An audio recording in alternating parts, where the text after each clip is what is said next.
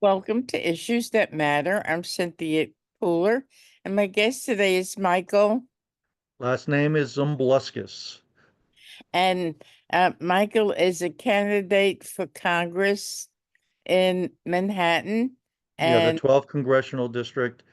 Go him and I are going to talk about the migrant crisis. So, let me ask you this, and I think this is a timely question. Um, Eric Adams seems to be in a little bit of hot water right now. ahead. And he said that one of the reasons he's in this hot water is because he spoke out against the migrants coming into New York City. Would that, what is he correct? What do I you think? believe he is. He's done a lot of stuff, but a lot of mayors have done stuff and they were not convicted. I think they went after Adams because he was getting so much attention that they did it now before the election to make sure no other Democratic mayors around the country start speaking up against Biden in the migrant crisis. So it was a way to basically tell everybody else in the stay on page and do not go off the reservation and start complaining, even no matter how bad your constituents are screaming about it, how much money you're spending on it. Because if you do, we're just gonna have the FBI come after you and the Justice Department. So do you think ultimately Adams will be replaced as mayor? Yes, he no matter what, he's going to be replaced because this is his last year of his term, and the reelection is going to be next year. He can't even win his own Democratic primary. Do I see him resigning soon? No. And the reason why is he doesn't have Donald Trump's money. He's got to pay his attorneys. So he needs the paycheck. He needs the influence where he can actually get other people to help him fund his lawsuits Mhm. while he's in power.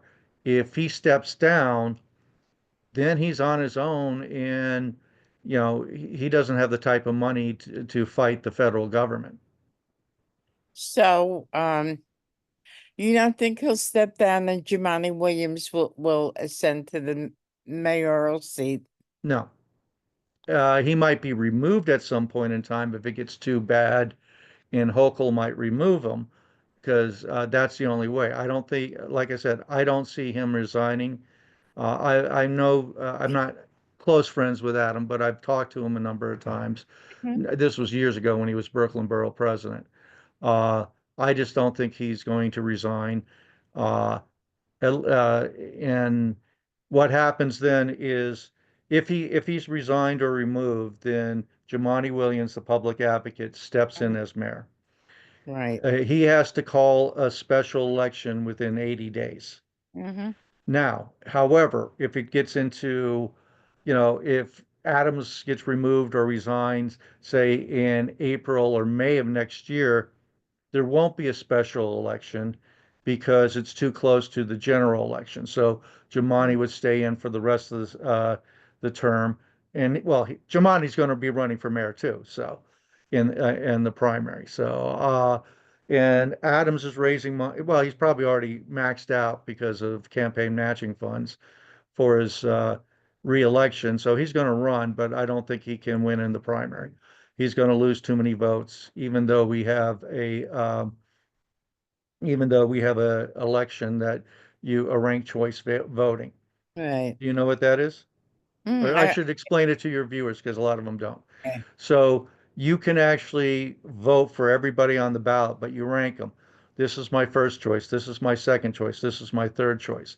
Then at what happens as uh, if your first choice is the last one and gets eliminated, then your vote now counts for your second choice. And it goes on so on till one person stands with over 50% of the vote. Hmm. That's how So, Adams won last time because He actually was, I think, in the first round of voting, I think he was fourth, third or fourth. Mm-hmm. And then as people start getting eliminated, the votes start going to him, and that's how he won. Okay. So, you're running in Manhattan, and they say that Manhattan, although I haven't been in Manhattan in years, what is what's the situation like? Um, is there a lot of migrants in Manhattan? And Oh, absolutely. They're being okay, put up in a lot of the hotels in Manhattan. There's also other shelters they have. And a lot of the hotels are right around Times Square, Broadway, which is not, you know, good optics for our tourist industry, even though we okay. still have tourists coming in. Also, it's taken away from hotels for tourists. You also have a lot of violence going on, crime going on, um, because the Trey La Agua, the Venezuelan gang, I know I probably mispronounced that. Mm-hmm. They're going into these hotels, and now they're starting to recruit new people. Um, Prime example is there's you know, there are people that are afraid that live there in Hell's Kitchen, in areas like that on the west side for a long time, and they're afraid to leave their houses at night because crime has spiked that much. Mm-hmm. And no matter what the FBI says, a lot of this crime isn't reported. Uh, First of all, we've actually decriminalized shoplifting. If you steal under $1,000 in this state, in New York State, it is a fine. It is not a crime. So that's one of all shoplifting under $1,000 is not considered a crime. And that's Wow. part of and that's one of these things. That's the falsity of the stats that came out. Oh, crime's dropping. Well, you're not counting the shoplifting, even though you go into a CVS, Dwayne Reed, other stores, you have to ask the people that work there to open it up, the plastic up, so you can actually grab your toothpaste or whatever. So much stuff is behind plastic because people are just going in with bags and just shoveling it into the bags and walking out. And then they're selling it either to on the people that are selling it in the streets, selling it to other small stores or bodegas, or they're selling it online. A lot of this is organized crime because going through the cartels, going through, um, trailer agua, and also, homegrown criminals are doing the same thing. They're getting kids to go raid a store. They have 20 kids, 30 kids go raid a store like a Chanel or, Macy's or something like that, and then they run out, and then they get into cars, escape, and then those items are resold on the black market. So when you talk about Chanel and Macy's, you're talking about high-end department stores. Yes, absolutely. Wow. A lot of them are being, especially the smaller stores are being ripped off all the time. And it's almost it's daily life. Couple of weeks ago, I had this elderly woman. She was in CVS a couple blocks from me. I live on the Upper East Side, and the CVS on Second Avenue and 86th Street. A guy came in front of her and just started loading a bag, and she went up to the CVS workers and said, "Aren't you going to stop him, even though I have a security guard?" No, we're not allowed to, because and this is going on all over the country. That the stores to say, please do not, you know, harass them, do not stop them, let them take the stuff and go. But all that does is raise the price for you and me. The law-abiding citizens that aren't stealing this stuff, they have to make up the price somewhere. Wow. So are a lot of small stores, not chains, but stores in Manhattan Are they closing? Uh, Probably some are, some aren't. Some are struggling. It's a combination of a couple things. One, you still have stores that never recovered from the shutdowns during COVID, which Mm-hmm. was completely unnecessary. Then you have these shoplifters coming in and just, you know, stealing everything they can. Just 2 nights ago, or was it 3 nights ago, Governor Patterson and his I saw stepson, that. uh, you know, uh, got beat up outside a small store. Governor Patterson, who is partially blind, Right. and you had like 5 or 6 kids, or I won't say kids. No, they're not kids. Some of them were adults that actually worked for the city. They had jobs, and they attacked Governor Patterson. Well, according to what I read, the people who accosted him were pretty young. They were Yeah, like yeah, yeah. Most of them preteen. were, but there were 2 people that actually worked for NYSA, the housing authority, that were charged in the crime. Really. Yeah, and So, well, uh, they were probably in their late 20s, early 30s, but okay. so they weren't super old, but there's they're not teenagers. Right.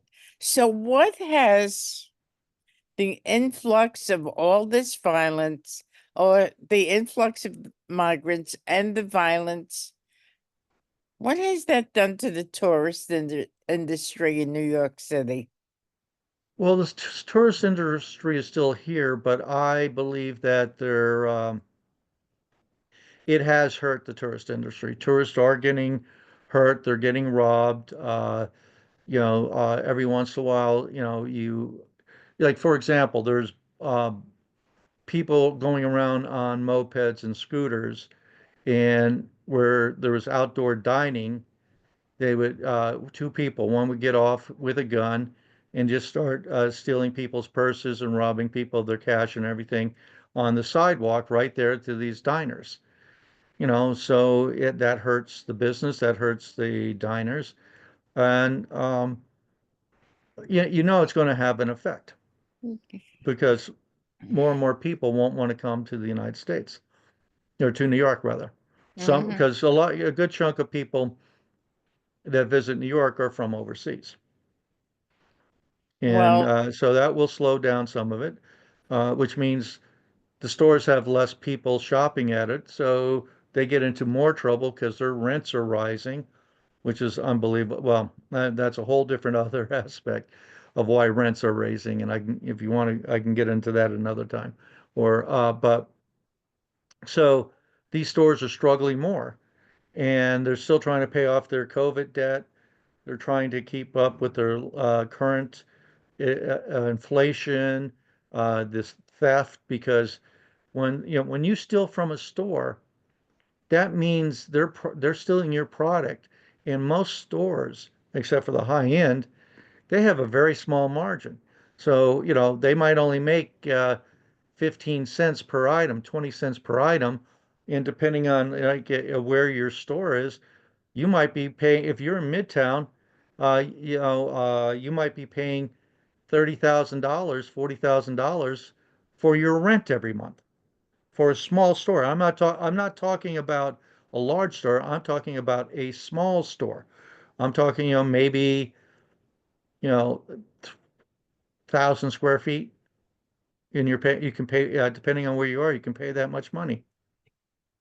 40,000 a month? Yeah. If you're around, for example, if you're around Rockefeller Center, your rents are extremely high because it's a high tourist area. Okay. Now, if you're uptown, the rents might be 5,000 a month, 6,000 a month. But, if you're down in Midtown, your stores could cost you anywhere between 10, and I'm not talking large stores, but I'm talking, um, a small to medium-sized store. You could be paying, up to $40,000 in rent. If you're a larger store, you can be paying $100,000 a month. if not There more. there are stores that are being charged 100 grand a month for rent. Oh, there's stores that are being charged even more so if they don't own the building. If you have a number of floors, you might be paying half a million a month. You have to That's have how awful, expensive. Yeah. you have to have an awful lot of shoppers and people who buy Mhm. from you and is that the case? Yeah, and a lot of times it is. And like if you take like Bloomingdale's, but I think they own the building. They still have a lot of shoppers. They have a lot of higher end items, so Mm-hmm. they can make up that rent because they still say they sell uh, a tie like and they're selling it for like $100 and it probably cost them $15. Mm-hmm. So yeah. I So used to how, work for J.C. Penney's and I saw the markup on the, it was amazing. so Cattle ago. how long has this situation where there's an influx of people coming in and all of this chaos, when did it start? Well, it's always been going on since I've been here. And I got here in 89, July 1st, 1989. Okay. But the great influx happened during the Biden administration. Not Okay. soon after he got into office, he got rid of all Trump's policies, stay in Mexico. He took the pressure off of Mexico to guard its southern border and the other Latin American countries to prevent their people from coming up. Biden got rid of all those, and next thing you know, we have millions of people crossing a year. No country in the world, even this country, can handle that many people. You can go throughout history, and when you have this large of a migration in such a short time, it actually destroys the culture of the country you're in. I mean, you think about it. Springfield, for example, it was a population of 42, and they brought almost 20,000 Haitians into that city all at once. That changes the complete culture. It puts pressure on everybody. You have the Haitian culture comes in and conflicts with ours. We're a melting pot, but we don't take, even in the big difference. One of the things people say, well, we're a country of immigrants. Well, true. However, when we had the big migration in the late 1800s and early 1900s, we were a developing nation. Right. So we needed people to go out and farm, cut wood, do whatever. We had our factory, we were becoming an industrial nation at the time, and all the industry was manual labor. So you didn't need an educated workforce, but you needed people, to be on the assembly line and, do what they needed to do. So we needed the people at that time because we were growing, we were developing. Well, we're a developed nation now, and we don't need this many people coming in, especially when we can't support our own. We have homeless vets. We have hundreds of thousands of homeless people in our country, if not more. Mm-hmm. I've heard estimates anywhere between 700 to 1.2 million of our own citizens that are homeless. Mm-hmm. And I think it's higher than that. And when you're bringing in, and I actually was talking about this in 2019 when the progressive Democrats, they've lost their mind. They have no sense whatsoever. And they're saying, well, we should have open borders. I'm going, open borders? Are you joking? There's, there's what, 3 billion people in the world? If only 1% came, that's 300 million people. Mm-hmm. That's twice the population of the United States. How can you stay a country, an industrial country, like if you're letting that many people in? And especially since most of the people that are coming here are low skilled, low educated people. There are some higher, but most of them are coming in.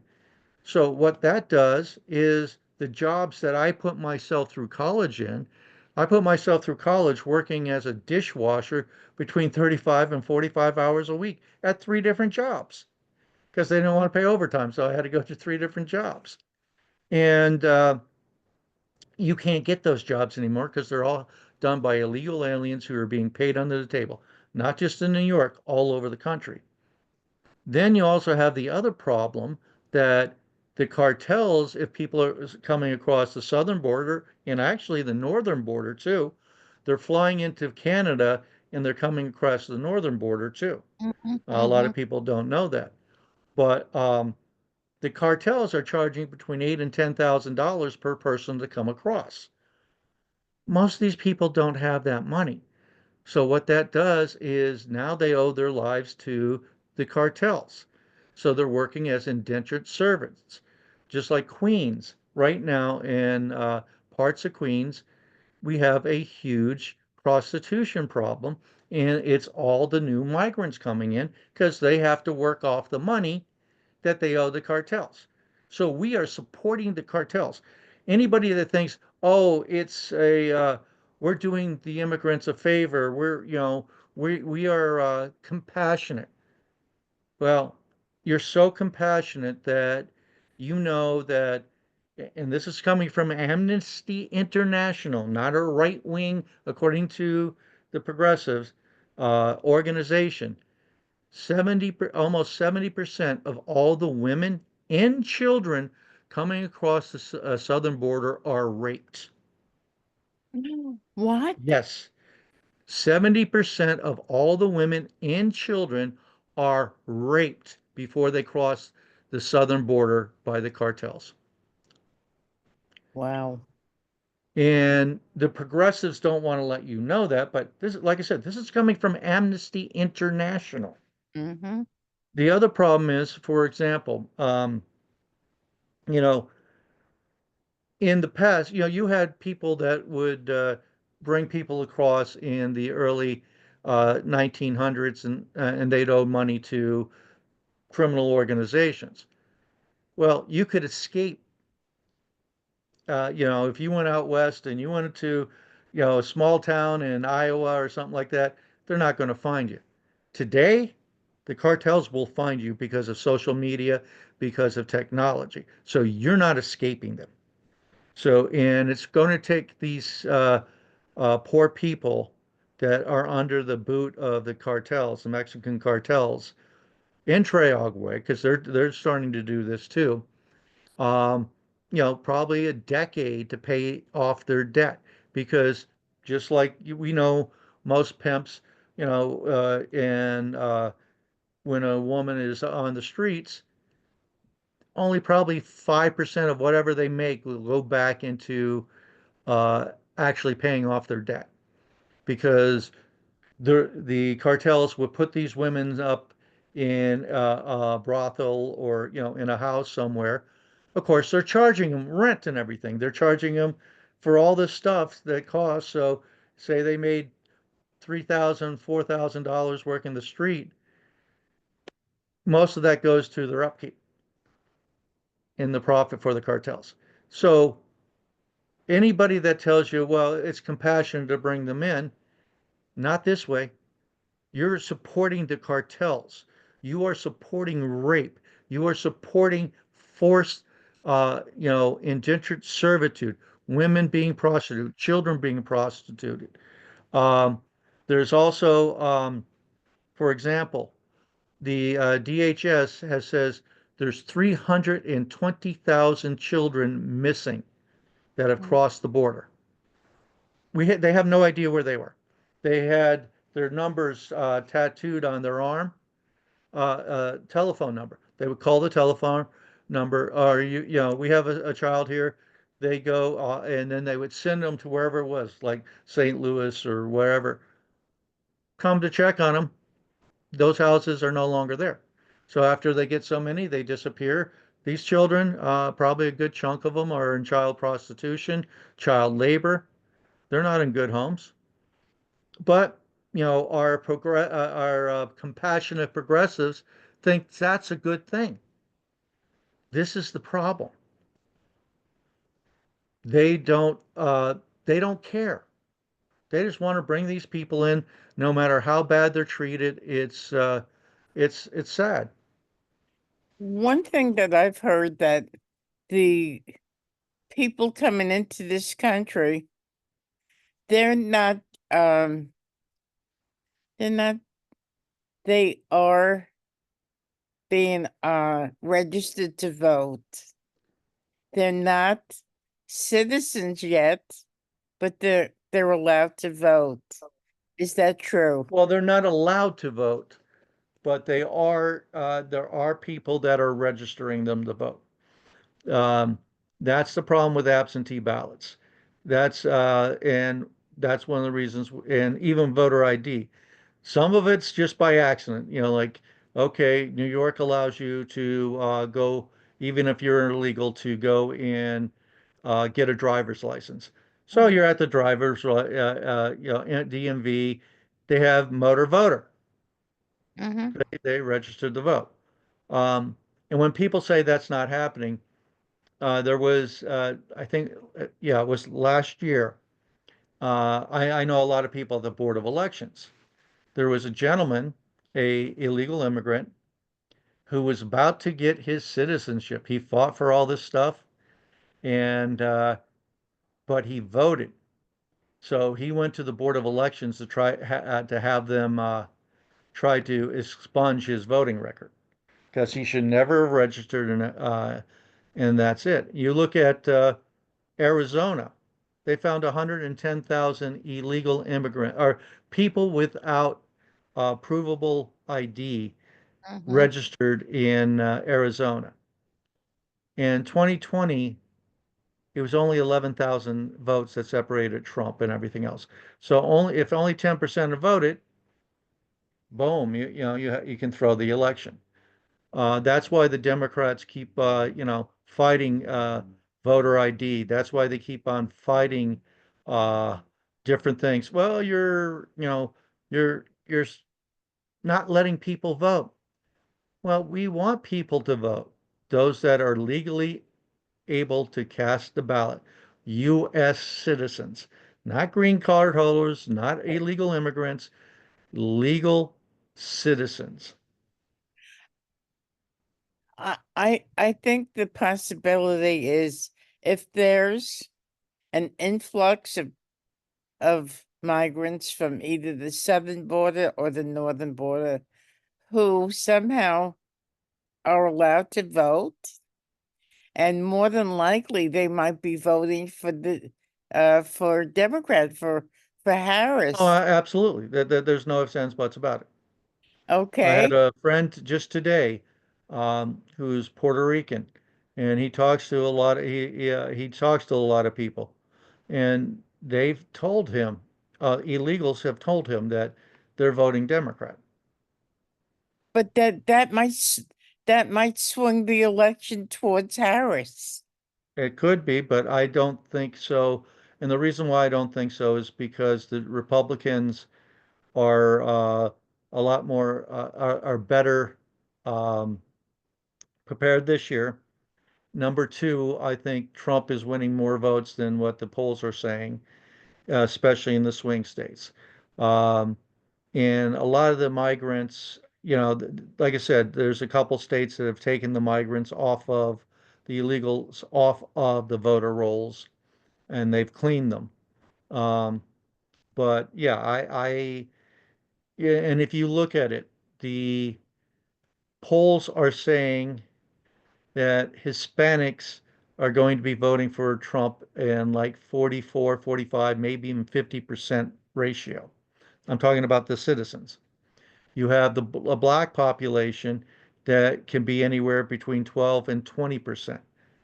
Democrats can't lose that many votes. They're not going to be making it up with the white vote.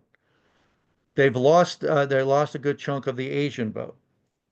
So, I don't think they can win with the educated vote, because the people that are falling towards the Democrats are all the college educated voters who are literally brainwashed.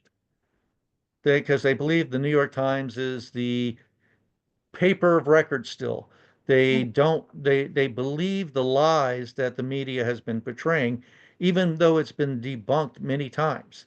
You know, for example, you know, and I wish J.D. Vance would have done this in the debate. When Nora O'Donnell came up and asked her about, are you going to certify the vote even if it goes against you? You're not going to fight it and everything else.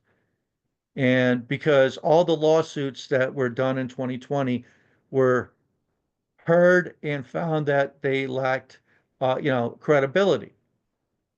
That's not the case. He should have came back and said, "Sorry, Nora, you're wrong. I'm sorry but you're actually wrong on this." Most of those cases were thrown out of court for standing, which means they were never heard on the merits. There's only a couple of cases that were heard on the merits. One of them was in Pennsylvania, and they actually, in the Trump, it wasn't Trump didn't bring it up, but the Republican Party in Pennsylvania brought it up with Scott Purnell, who was running for U.S. Senate. Um, they brought it up, and they won in the court because Pennsylvania broke their law. Because in their constitution, before you can change the election law, it has to go before the voters. It never went in before the voters. So, but it was reversed at which would have thrown the entire Pennsylvania election out, which means that the state House would have been the ones to appoint the electors, Mm. because that's in our Constitution. And he didn't go after it. Also, there was another case in Georgia. This one, Donald Trump was the plaintiff. They filed it in Fulton County uh, to be heard. The Georgia courts never set a trial date. It just went away. That one, according to the lawyer Robert Burns, they had enough evidence to overturn the Georgia election of fraud. Mm-hmm. So, because here's what people don't understand. It's not that you have to overturn who voted for who. All you have to do is say there was irregularities in these 12,000 votes, and the election was decided by 11,600.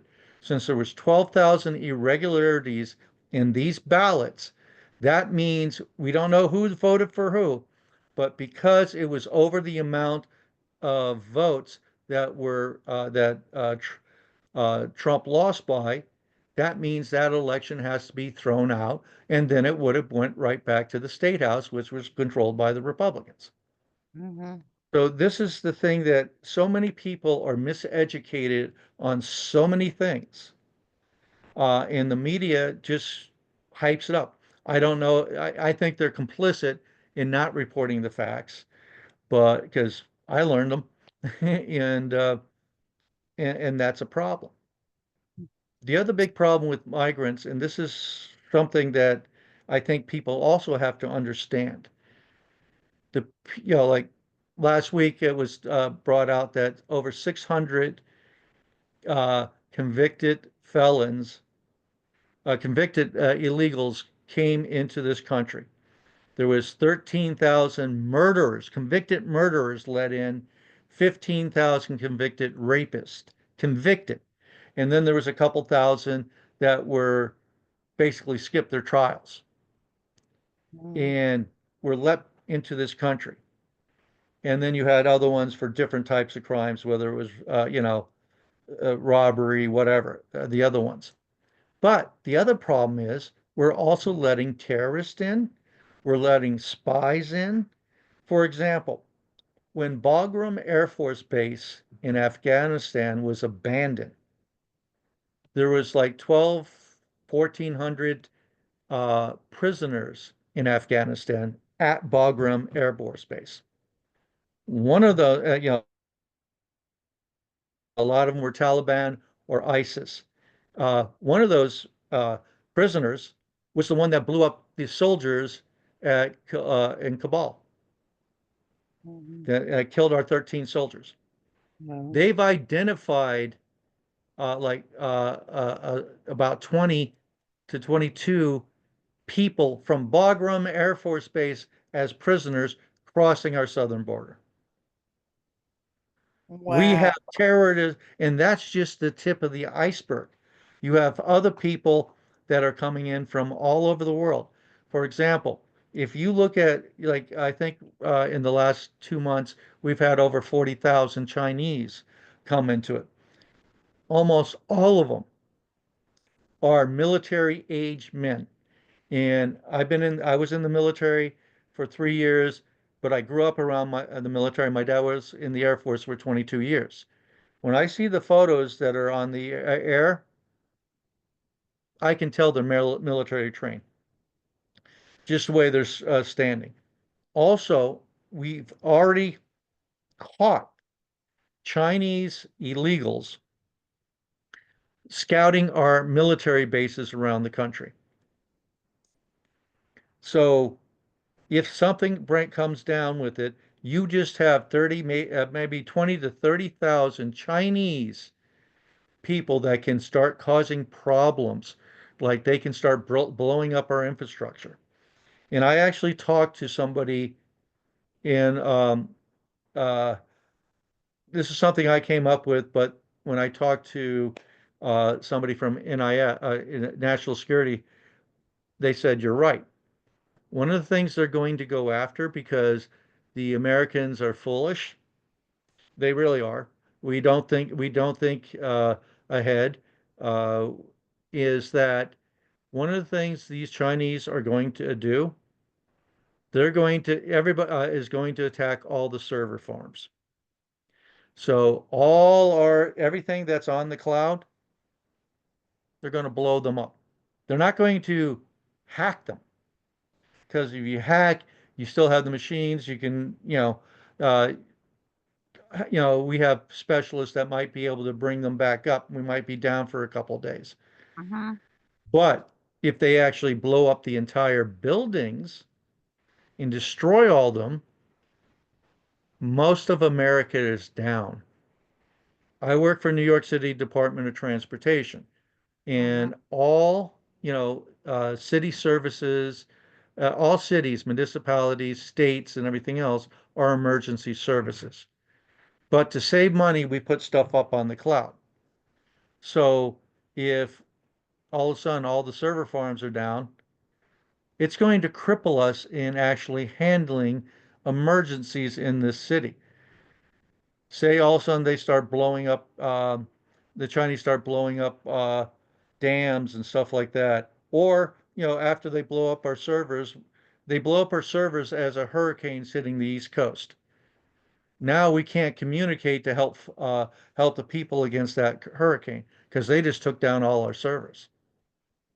This is the lack of foresight that most of our politicians and even our bureaucrats have. People warned about 9/11. They said people could fly planes into, you know, uh, our buildings. Nobody listened. Oh, that won't happen. You had a couple FBI agents warning about the terrorist then learning to fly planes, but they didn't really care about learning to land. That wasn't their big, learning curve. So, and there's a couple FBI agents that, hey, we need to watch these people. And those were the people that got on those planes, hijacked them, and flew into the Trade Center and the Pentagon because we don't have foresight. We're so short-sighted on everything. We think everything's uh, rosy and nothing's going to happen to us. We're too big. It's not true. And with the um, you know our lack of border security, we're in trouble. If China decides they're going to invade Taiwan, the first thing they do is cripple the United States, take down our server farms, take down some of our electric plants. So you actually cripple the United States to be an effective force. That's what I would do. I mean, I'm also a historian, and that's what you do. And the Biden and Harris administration has allowed, you know, 30,000, 20, 30,000 Chinese soldiers into this country. And that's not counting, you have Russians, you have Pakistanis, you have Iranians, you have, you know, you know, Palestinians, all these groups that hate us. You have tons of them. And if they start attacking us all at once, we're lucky. New York was scheduled for 3 attacks uh, in the last month. There was a guy in Canada that was going to come down here and on October 7th and start shooting up synagogues and other places. He was going to try. He had 4 people. One of them was an FBI agent, so they were able to stop it. You had the Iranians, you know, putting out a hit on Donald Trump. You had I think it was a Pakistani that was supposed to come up and do some other damage here in New York City also. Mhm. And these are things that were caught. We can't catch everything. We might be good, but we're not that good. All it takes is one to slip through the cracks and cause massive damage. What if they blow up a nuclear plant?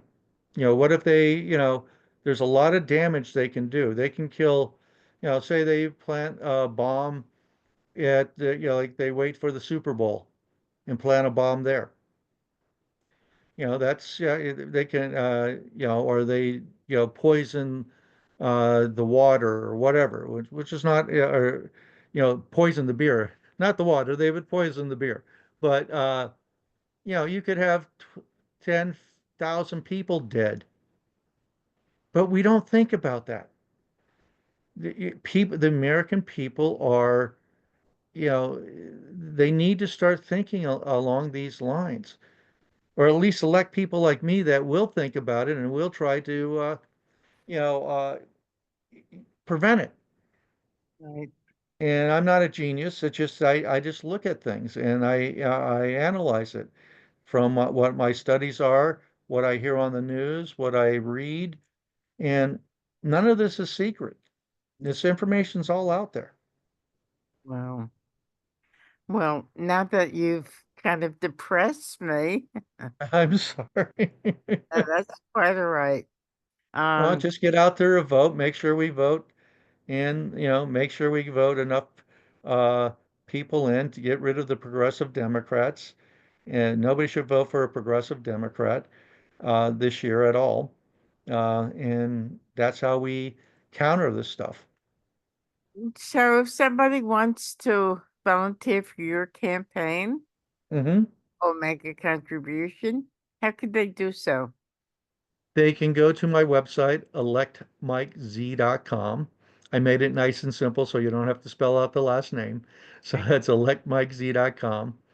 And that's the best way to donate or to ask to volunteer.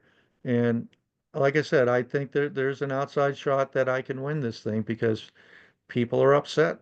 People are tired of Jerry, and we can actually win this thing with enough help. Wow. Well, this has been I've got to say, an enlightening conversation. So I'm Cynthia Pooler. This is Issues That Matter. And please, Michael, your last name again? Zumbloskas. It's Okay. Zumblus. Thank you. Thank you so much. This has been great. Thank Um, you, Cynthia. and thank you everybody for listening. Have a great day.